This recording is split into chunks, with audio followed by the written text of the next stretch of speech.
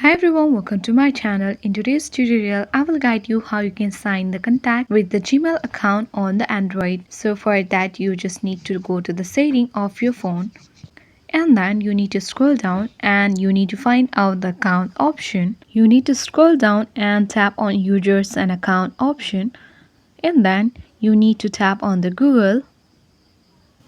After that, you will be guided to this page where you can see your multiple Gmail ID and then you need to tap on any one of it where you want to sync the contacts with that Gmail. And after that, you will see the contact option.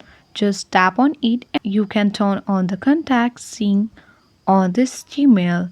So, if you want to check if this worked or not, then go back again and open the Chrome browser on your device. You need to tap on the search bar and search Google. And then you need to open your Gmail ID on it and tap on the dotted icon on the top right corner near the profile icon. Then you need to tap on the contact option over here. And so now you can be able to see that your contacts has already been synced with the Gmail account on your device. So this was it, guys. If you find this video useful, then don't forget to hit the like button and subscribe it for more tutorial videos.